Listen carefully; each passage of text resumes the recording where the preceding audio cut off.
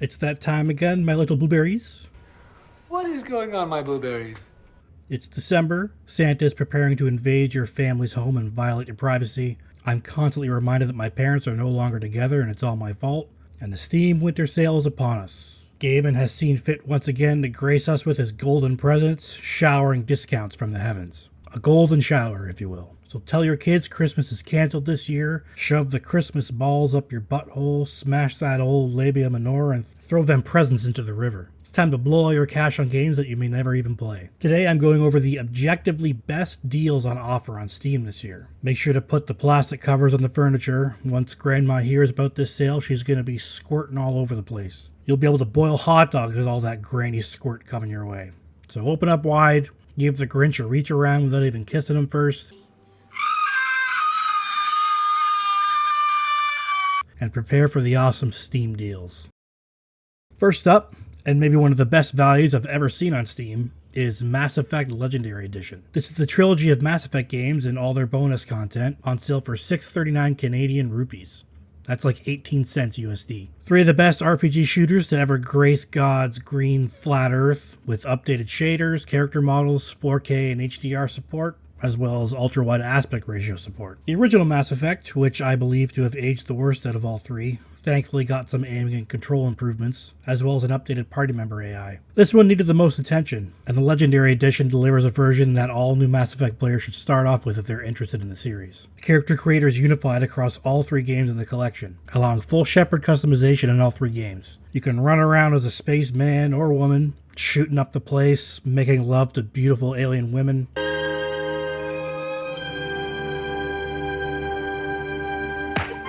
calibrating the weapons, endorsing the Citadel shops, and choosing Caden as the one. I won't spoil it just in case, but real ones know what I'm talking about. If you want to see what BioWare is actually capable of before getting shitified, check Mass Effect out. At this price, it's a crazy good deal.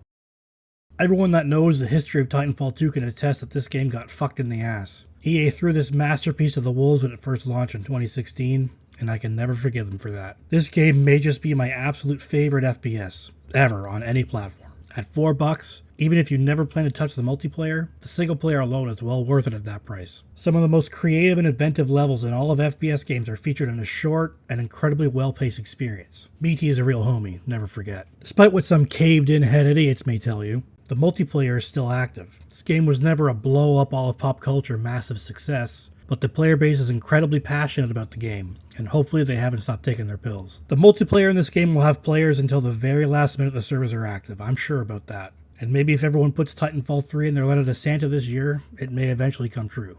But probably not. I asked Santa for it last year and he came to my home and beat me with his massive sack.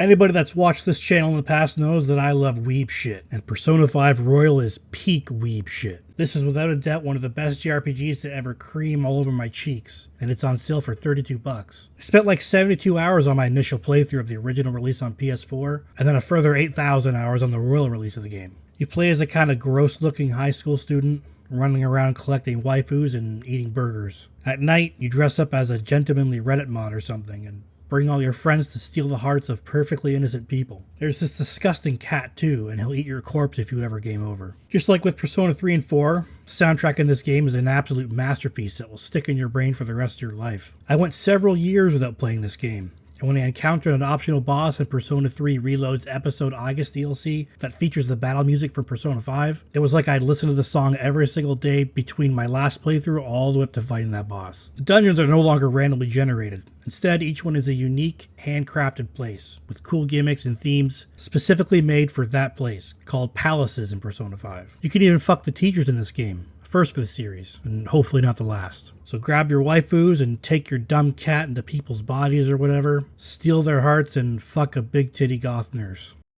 Anyone who's familiar with Wayfinder will know it had a pretty rough go of it. Originally published by Digital Extremes, the Warframe guys, it initially launched in early access as a free-to-play, pay-to-win piece of shit. It was met with mostly apathy and disinterest in the following weeks, until Digital Extremes decided to abandon it forever. The game's developers, Airship Syndicate, then decided to remove the game from Steam and completely rework it, this time as a real game. Wayfinder recently launched into 1.0 earlier this year, and I'm happy to say it's an actual game now. No more grinding for weapon parts and time-gated crafting systems. Weapons and armor now drop from enemies and bosses, like in a real RPG. It used to be a shared world kind of thing while it was in early access, kind of like Destiny. The game is now completely and enjoyably playable solo, with the option to play in a party of up to 3 with a group finder to find other players. Dropped armor now has a cosmetic effect on character models, much better than before when the only way to customize your character was to purchase skins. The complete 180 the developers did to this game is awesome, turning it from a generic free-to-play battle pass skin-buying marketplace simulator into a content-rich third-person action RPG. There's a bunch of different character classes to choose from, each with their own cool style and class fantasy, with more being added in the future. I think Wayfinder deserves way more players, and if you're in the mood for a looter action RPG, I think Wayfinder is a hidden gem, and it's on sale, so there's no better time to check it out. RoboQuest is a first-person shooter roguelike, wherein you play as one of 7 different classes, each with their own unique primary, secondary, and passive ability, as well as class-specific perks to choose from when leveling up during a run. There is a horse bukkake amount of stuff to unlock in this game.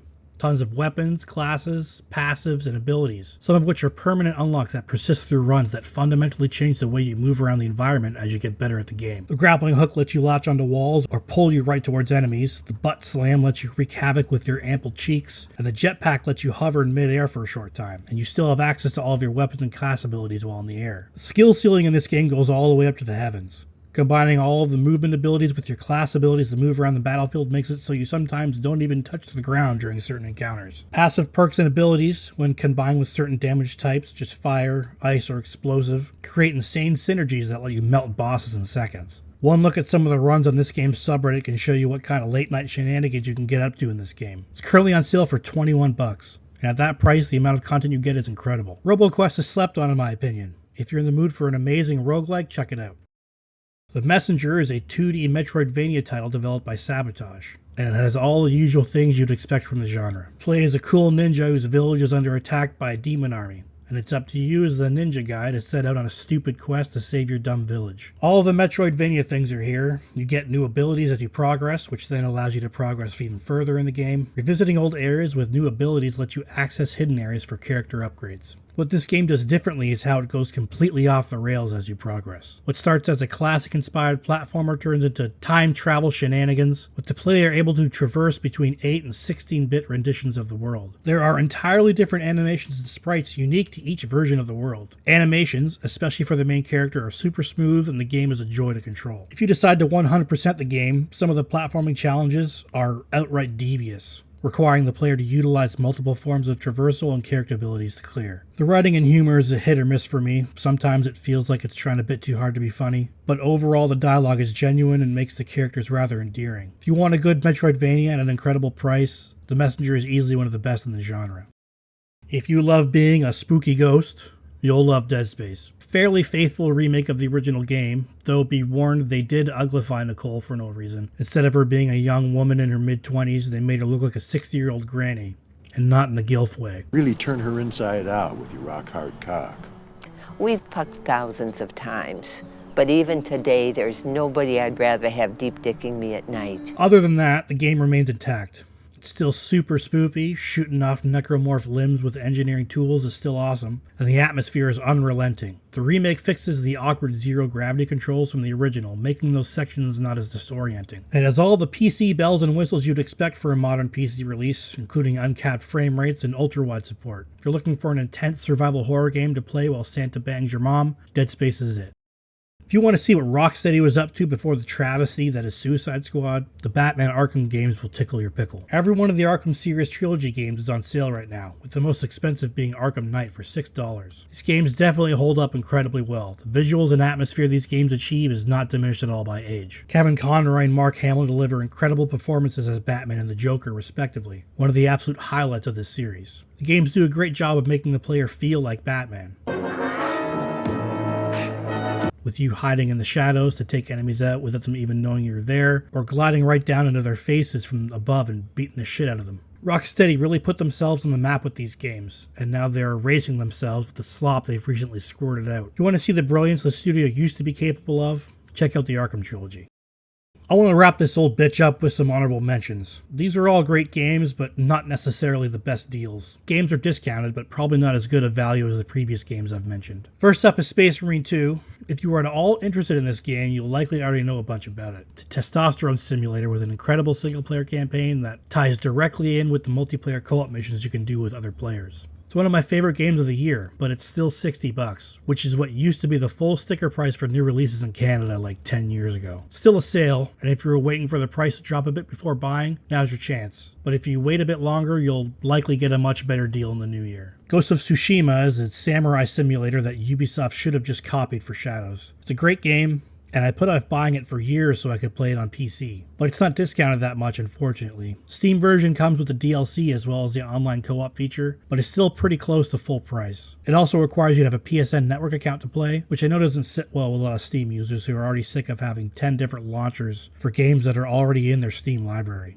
Dragon's Dogma 2 is, in the spirit of the original, an acquired taste. The game has some quirks and friction about it that make it both a little frustrating as well as incredibly unique. The reason I say maybe wait for a better price is the game has already been out for a while, so it's likely to get a heavier discount in a few months. And this is just speculation, but as with the original Dragon's Dogma with the Dark Arisen edition, the sequel may soon get its own expanded edition that comes with more stuff, and you may want to hold off on that one if the base game doesn't go down to a price you're looking for. Well, there you have it. The absolute best deals on all of Steam this winter, regardless of your personal taste or price or whatever. There is no debate. And please like and subscribe if you light up the big labia minora every day until Kwanzaa.